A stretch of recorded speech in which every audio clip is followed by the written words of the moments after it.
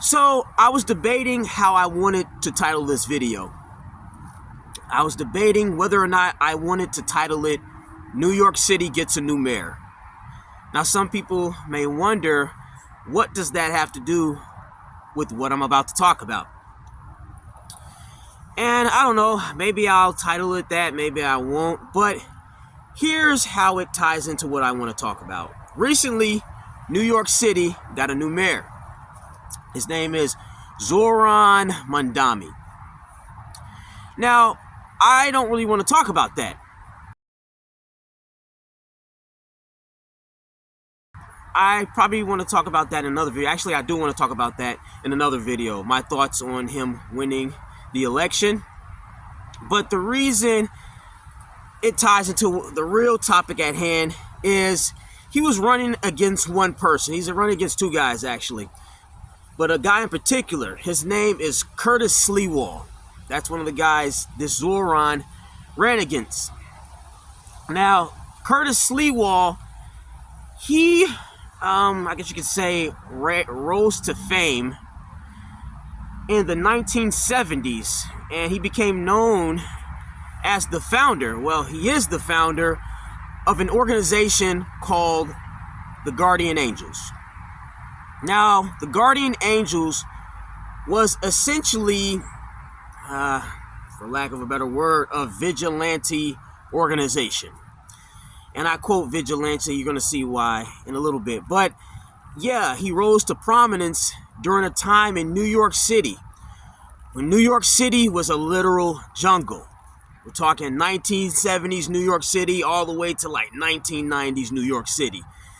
As some people would even call it the real New York City, or whatever, But nonetheless, he rose to prominence during a time New York City was literal hell, chaos. When I think of New York City, I always think, at least back in the day when trains had graffiti, before all of the gentrification and cleaning up everything. It's amazing how a place can look so scary, so stressful, and yet so beautiful and exciting all at the same time. It's really interesting. So New York has always had that vibe and way about it. But to bring this back to Sliwa, Sliwa was known as a vigilante, a guy who essentially took the law into his own hands, so to speak, right? And the word vigilante has a very negative meaning. There are people who truly feel vigilantism is a bad thing. And Sliwa, man, he did what he felt he had to do to really help solve the problem. You're talking about a guy, let's backtrack. You're talking about a city where crime was rampant. Muggings, stabbings, sexual assaults. The mafia was running a rampage. This was like the height of the mafia. John Gotti, Sammy the Bull Gravano, all of those guys. And yeah, and then you have so many people just literally moving out because they're scared, man. They don't feel safe. Like, what the hell? And a guy comes up and says, you know what? We got to do something about this. So he forms an organization. He bands people together and says, listen, we'll train martial arts and we'll patrol the subways in particular, because the subways were where a lot of that crime was happening. I mean, it was going on everywhere. It was going on in Times Square, on the streets, but alleys, whatever you call it. In the projects, the hallways, people were getting it left and right, you know what I'm saying? But the subways, man, those were really dangerous. And the Guardian Angels, they patrolled those subways. Now you would think, especially for a citizen who feels unsafe, that, man, these guys are a blessing. Finally, they're watching out for me. I saw one story, this was recently, a woman several years ago. She talked about how she was the only one in that subway, and this guy walked up to her and threatened her with a knife and said he was going to sexually assault her. Then one of the guardian angels came out of nowhere, drop kicked the guy, and she said how she was just so happy that he was around to do that. There were a lot of people that were happy the guardian angels were around. They did not view them as these criminals going around picking on people. But like always, you have the real criminals, the real bullies, who saw the guardian angels as a nuisance. And naturally, they said the guardian angels were the real criminals. Who are you? Are you a judge? Or are you the police? How dare you stop crime? How dare you stop that person from trying to rob that woman or sexually assault that woman or stab that guy? Typical criminal reverse psychology gaslighting. You know when criminals hate your guts for stopping crime, you know you're doing something right. Criminals complaining about vigilantes. You can't make that stuff up. You can't make it up. I recently saw a video of an ex-criminal organization figure. I'll just put it out there, a mafioso. Ex-mafia guy complaining about Curtis Sliwa. Said Curtis Sliwa was a problem, he was a nuisance, this and that. I want to save that for a different video.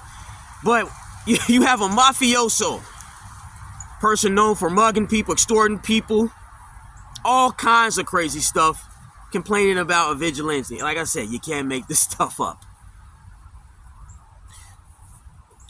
Vigilantes are heroes, and when you think about it,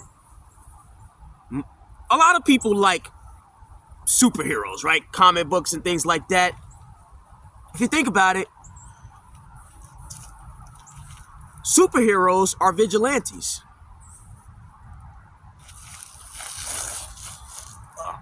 You know, they are. Spider-Man is a vigilante. Superman is a vigilante. The Flash, vigilante. X-Men, vigilantes. And you'll notice something about vigilantes. No matter how much good they do, no matter what their intentions are, how good their intentions are, but more importantly, how helpful their actions are. Because, you know, you can intend to do something and it can be bad in the end, but not only are their intentions good, but their actions align with the intentions, the actions. A lot of good was coming from it. Criminals have demonized the vigilantes. I forget what the guy's name is. I think his name is Jamerson in Spider-Man. The guy Peter Parker worked for, with the gray in his hair or whatever. I don't know, man. But hey, you saw what he thinks of Spider-Man. You saw what he thought of Spider-Man, whatever. He couldn't stand Spider-Man. Was always trying to make Spider-Man seem like the real criminal. X-Men, you forget about it, man. The whole world is trying to say mutants are animals and they're criminals, they're freaks and stuff like that. Even when the X-Men were trying to save these people. There's a reason why heroes hide their identities. Because the majority roots for the villain. And despite it all, lots of heroes still tried to do the right thing. But to tie this back into Curtis Sliwa and the Guardian Angels, these are heroes. These were heroes. These are heroes. I believe the organization expanded worldwide. So now they have Guardian Angels around the world. But these are not bad guys. Anybody that takes a stand when the people who should be protecting you don't is a good person. They're the real hero.